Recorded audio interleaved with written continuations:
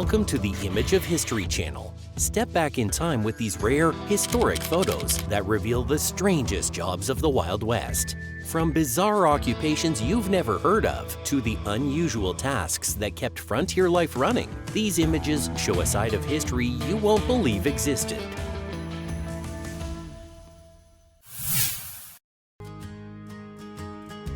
The fact that people used to have a job title called tooth puller is absolutely unbelievable. But it's true, and these pictures are proof. Tooth pullers were individuals who provided rudimentary dental care, focusing primarily on removing teeth rather than attempting to repair or preserve them. This was an actual job in the Wild West because dental issues were common, and there was a severe shortage of professional dentists in frontier towns. Back then, people often suffered from poor dental hygiene, diets high in sugar, and a lack of dental care knowledge, leading to severe toothaches, infections, and decay. Since professional dentists were rare and too expensive, these tooth pullers were the next best thing. The worst part of this is that they never used anesthesia, so the process was crude and painful as they used pliers, tongs, or improvised instruments to pull the tooth out. Many times, this resulted in broken teeth or damaged gums, but to the people of that era, it was a small price to pay against toothache.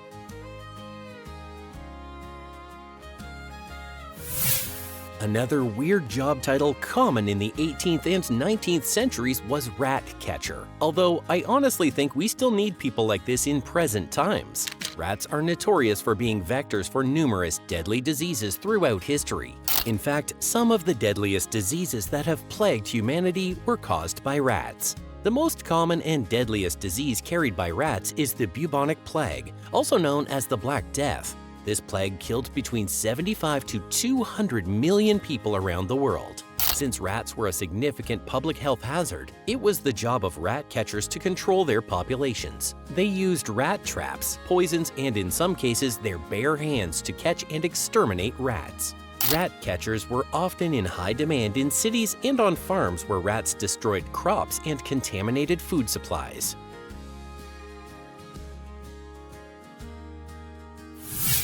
Did you know that buffaloes almost went extinct at some point in the Wild West? That was all thanks to the people known as buffalo hunters. Buffalo hunters were professional hunters who primarily hunted buffalo and made a living by harvesting bison hides, meat, and bones. Just like the gold rush, there was a time when bison materials were the fastest-selling produce in the markets. Bison hides were used to make leather, the bones were ground into fertilizer, while the meat was consumed as food. The increase in demand for these bison materials saw an increase in the number of buffalo hunters until there was almost no buffalo to hunt anymore. It's no wonder. After all, it got to a point where buffalo hunters were killing about 100 buffaloes every day. It was a massacre that almost led to extinction.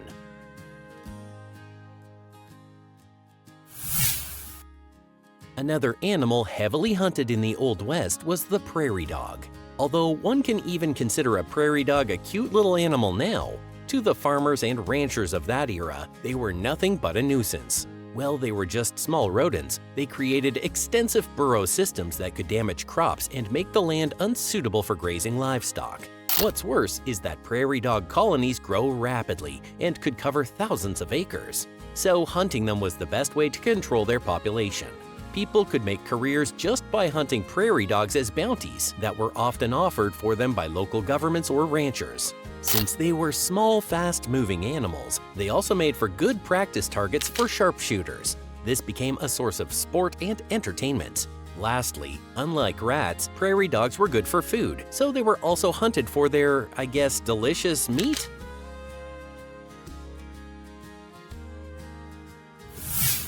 Since the people of the Wild West ate all kinds of things, it was only natural that they needed a system to excrete their waste from their bodies. Well, you can easily do this today by using the clean and comfy water cistern toilet in your home. Those people didn't have that luxury. Instead of private toilets, they had public outhouses. These were structures built at a distance from residential buildings to reduce the odors. The toilet itself was just a pit dug into the ground, but a bench seat with a hole was usually placed above it, so people could sit while doing their business. The people who built these structures were special professionals called outhouse builders. It was not a common occupation due to the unpleasant smells and unsanitary conditions that came with it. However, those in this career field could make a decent sum of money, since outhouses were important structures in every town.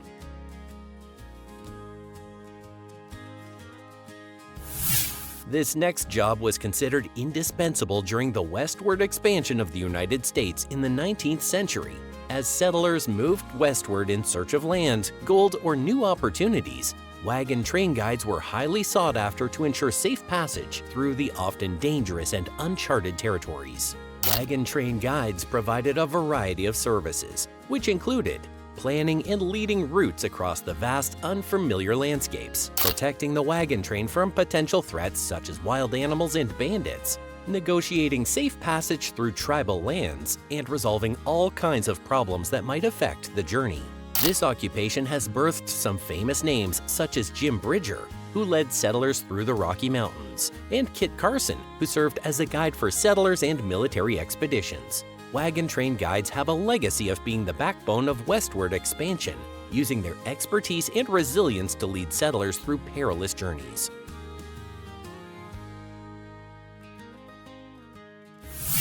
Another important occupation in the transportation industry of old were stagecoach drivers. They were key figures, not just in transportation, but also communication networks of the American frontier during the 19th century. Stagecoach drivers operated stagecoaches that carried passengers, mail, and goods across vast distances, connecting remote towns and settlements. They managed a team of horses to pull the stagecoach. However, they were also tasked with ensuring passenger and cargo safety.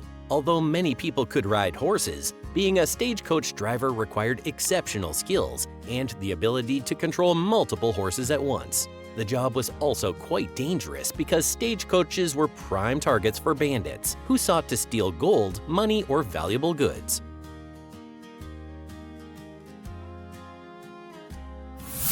Speaking of gold, there were people who played a critical role during the gold rush era by accurately weighing and valuing gold dust. They were the gold dust weighers. Gold dust was used as a common medium of exchange in the absence of standardized currency in mining towns and settlements, so accuracy in measurement was essential to ensure fair trade and prevent disputes. Handling something as valuable as gold dust puts the weighers at risk, making them targets for theft and robbery. Although gold dust weighers may not be as iconic as other Wild West figures like cowboys and lawmen, their work was essential in the gold rush economy. However, their decline began when standardized currency became more prevalent in mining regions. With the establishment of banks and government mints, gold dust was replaced by gold coins and other forms of money, rendering the weighers useless.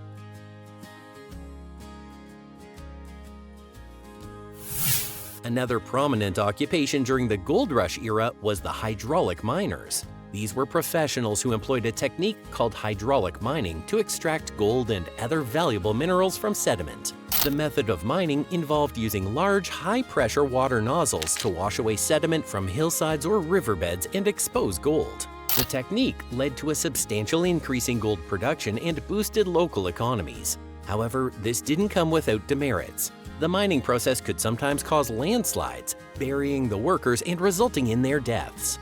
It also led to the pollution of rivers and the destruction of farmlands, leading to legal disputes between miners and agricultural communities. Due to the health risks and environmental hazards involved, hydraulic mining was effectively banned in California, leading to the decline of this occupation.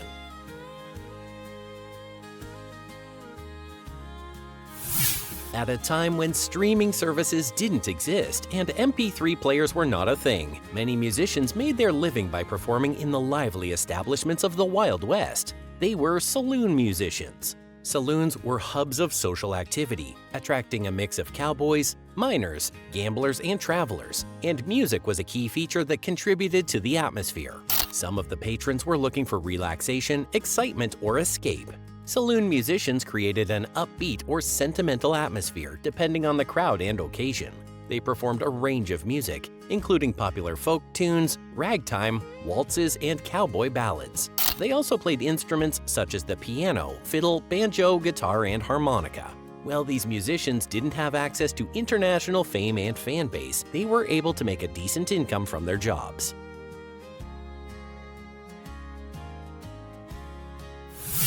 before radar technology became widely available and effective during the mid-20th century. Early warning systems for detecting incoming enemy aircraft relied heavily on human observation and mechanical sound amplification.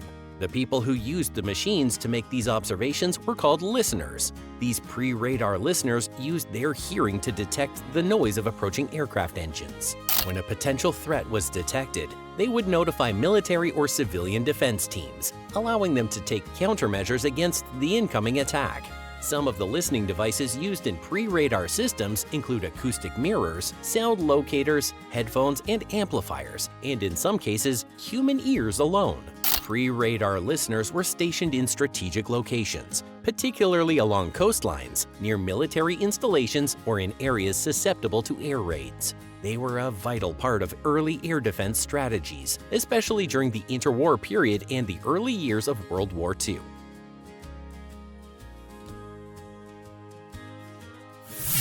Would you believe it if I told you that there were people in the Wild West era whose job it was to handle and use dynamite and other explosives? They're not soldiers, they're called dynamite men.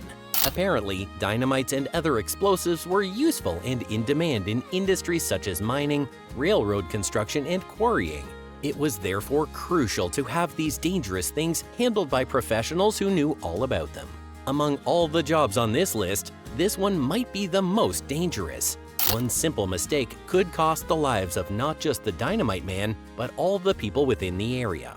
Despite this profession being in high demand, I doubt a lot of people were willing to put their lives on the line for their jobs like that. Besides, I can't help but imagine that many amateur dynamite men would never get the chance to become professionals.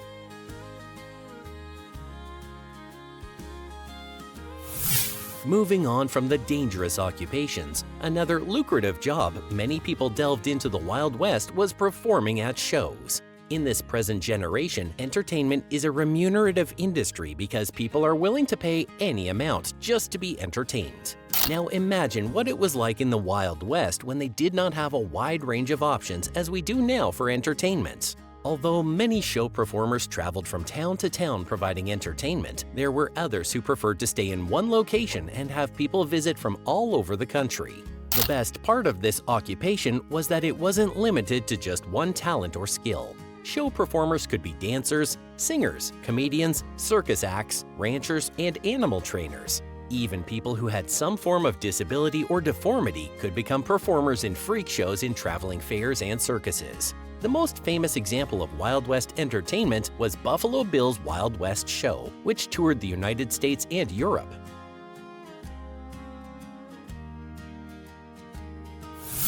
Blacksmiths are quite rare to find nowadays. However, they were more commonplace in the Wild West. After all, they played a crucial role in the daily lives of settlers, ranchers, and travelers. Their skill in working with metal made them central figures in frontier communities, providing essential tools, repairs, and craftsmanship. A blacksmith might be the most sought-after profession in the Wild West. Farmers needed them to make their farming tools such as hoes, plows, and sickles. They made and repaired firearms, knives, and other weapons used by settlers and lawmen. Stagecoach drivers needed them to maintain and repair wagon wheels and other metal parts on their wagons. They also made construction supplies, iron gates, and furniture fittings. Everyone needed the services of a blacksmith. They were so important that they're often one of the first tradesmen established in a new settlement.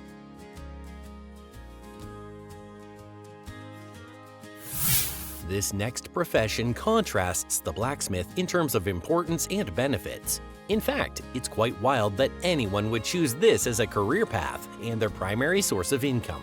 I'm talking about professional gamblers. These were not just people who went to the saloons at night to gamble with money they had earned during the day.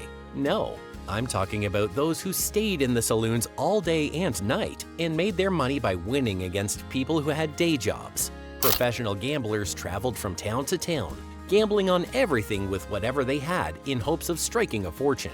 Some successful ones were able to make it rich, but most of them ended up squandering their wealth and dying miserably after. If you wonder why people would ever venture into this, just think of it like the crypto and forex traders. The only difference is that the gamblers of the Wild West gambled against people who were right in front of them.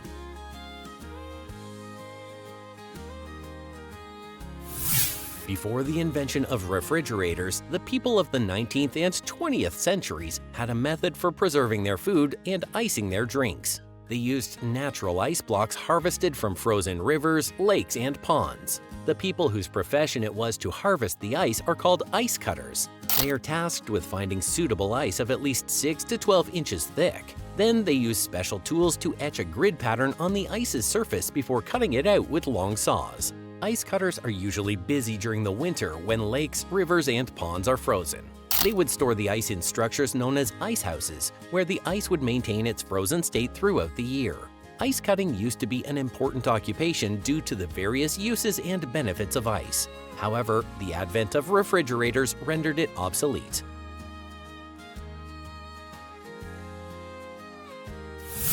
Unlike every other job mentioned so far, this is the only profession dominated solely by women.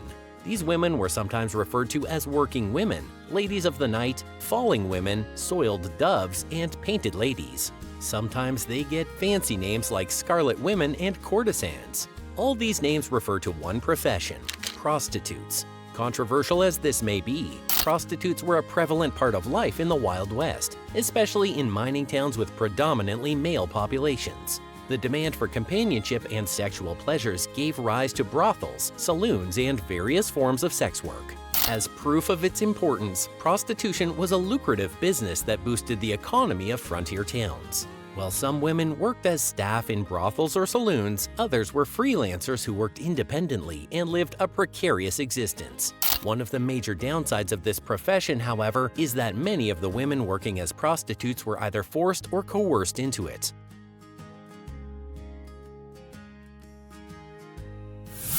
Since prostitution was a lucrative industry in the Wild West, many entrepreneurs took advantage of the boom to establish brothels in strategic locations. Just like every other business, these brothels needed someone to handle the operations, personnel, and sales. Due to it being a predominantly female occupation, most of the managers qualified and capable of running it successfully were women, and these women were called madams.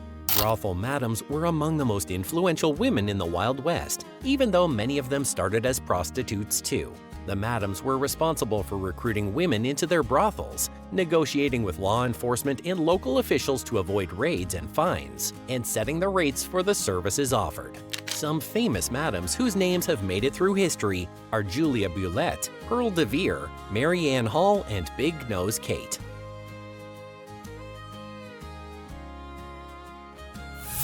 It is almost impossible to talk about the Wild West without mentioning the outlaws, gunslingers, and lawmen it was known for. Among the countless outlaws roaming the American Old West, a significant number of them are arrested every year and tried in court. Some judges were especially known for issuing harsh sentences, particularly death by hanging. This earned them the moniker of hanging judges. During a time when lawlessness and violence were widespread, these judges became legendary for their no-nonsense approach and often controversial reputations. One famous hanging judge was Judge Isaac Parker, who sentenced about 160 people to death. Although he was an advocate for due process and often recommended clemency, he earned the nickname for his frequent death sentences. Some famously notorious outlaws who were executed by hanging are Tom Horn, Black Jack Ketchum, and Jack Slade.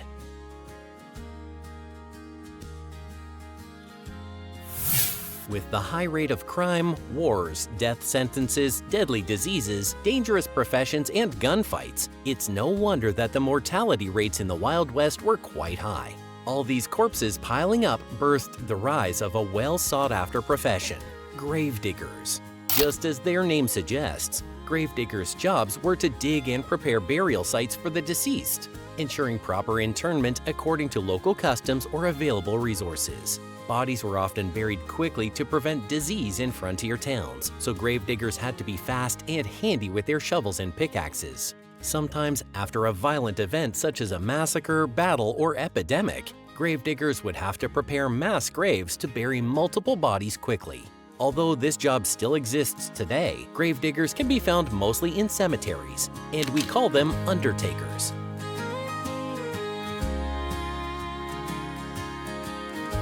If you enjoyed this video, subscribe to our channels for more intriguing old photos from the American Wild West.